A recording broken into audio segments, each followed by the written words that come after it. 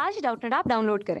Doubtnut पर अपने सभी गणित, रसायन विज्ञान, भौतिक विज्ञान और जीव विज्ञान के डाउट्स का करो सफाया। बस प्रश्न की फोटो खींचो, एक ही प्रश्न को क्रॉप करो और तुरंत वीडियो सोल्यूशन पाओ। अभी डाउनलोड करें। हेलो एवरीवन, यहाँ पे हमें क्वेश्चन दिया गया है असंजनन तथा अपयुग्मन में अंतर बताइए। तो असंजनन की बात करें हम पहले, तो असंजनन क्या होता है? असंजनन तो अलैंगिक जनन की एक सामान्य विधि जिसमें नए पौधे का निर्माण युग्मकों के संलयन के बिना ही होता है। तो ये क्या है? अलैंगिक जनन की एक सामान्य विधि है। क्या है? अलैंगिक जनन की क्या है? ये एक सामान्य विधि जिसमें क्या होता है कि नए पौधों का निर्माण जो है युग्मकों के संलयन के बिना ही होता है। तो यहाँ क्या होता है? युग्मकों का संलयन नहीं होता है। युग्मकों का संलयन नहीं होता, मतलब जो नए पौधे बनते हैं वो बिना युग्मकों के संलयन से बनते हैं। इसी को क्या कहते हैं? असंजनन कहते हैं। क्या कहते हैं? असंजनन। असंजनन में गुणसूत्रों का विसंयोजन व पुनः संयोजन नहीं होता है। तो असंजनन में क्या होता है? जो गुणसूत्र होते हैं, इन गुणसूत्रों का विसंयोजन या पुनः संयोजन नहीं होता है। क्या नहीं होता? विसंयोजन या जो पुनः संयोजन होता है ये नहीं होता है। अतः इसमें पौधे के लाभदायक गुणों को अनिश्चित समय तक सुरक्षित रखा जा सकता है। तो असंजनन में क्या होते हैं? जो पौधे के लाभदायक क्या होते हैं? गुण होते हैं, तो इनको क्या रखा जा सकता है? अनिश्चित समय तक क्या रखा जा सकता है? सुरक्षित रखा जा सकता है। कितने समय तक? अनिश्चित समय तक रखा जा सकता है सुरक्षित। तो इसके हम अगर उदाहरण की बात करें, तो उदाहरण जैसे घास। घास में क्या होता है?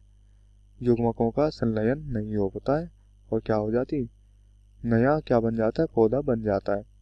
दूसरा जो उदाहरण होगा इसका, एस्टरेशिया। एस्टरेशिया, इसमें भी क्या होता है?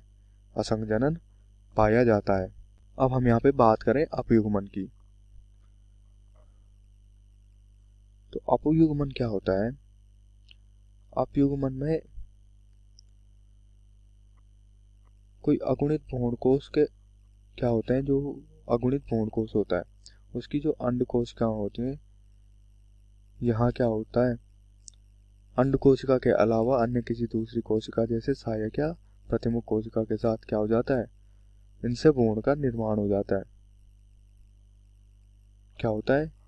यदि भ्रूणकोश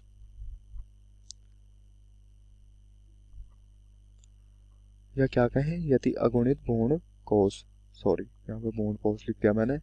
यदि कोई अगुणित भ्रूणकोश की अंड कोशिका के अलावा, तो जैसे कि हम जानते हैं जो नर युग्मक होता है वो कहाँ अंड कोशिका के साथ क्या करता है? संलयित हो जाता है। पर यहाँ क्या होता है? अंड कोशिका के अलावा, अंड कोशिका के अलावा या तो क्या हो जाता है? या तो सहायक कोशिकाओं से या प्रतिमुख कोशिकाओं के साथ क्या होता है? या तो सहायक कोशिकाओं से, और या क्या होता है? जो प्रतिमुख कोशिकाएं होती हैं उनसे क्या होता है? अगर भ्रूण का निर्माण होता है तो इसको क्या कहते हैं? अपयुग्मन कहते हैं। अर्थात युग्मकोद्भिद से सीधे बीजाणुद्भिद का निर्माण। मतलब जो युग्मकोद्भिद होते हैं, तो युग्मकोद्भिद से क्या होता है? सीधे बीजाणुभिद का निर्माण होता है। बीजाणुभिद का निर्माण तो ये किस में देखा जाता है? ये देखा जाता है एरिथ्रिया और लिलियम में। तो उदाहरण की बात करें हम यहाँ पे, तो जो लिलियम होता है और एरिथ्रिया, इनमें क्या देखा जाता है?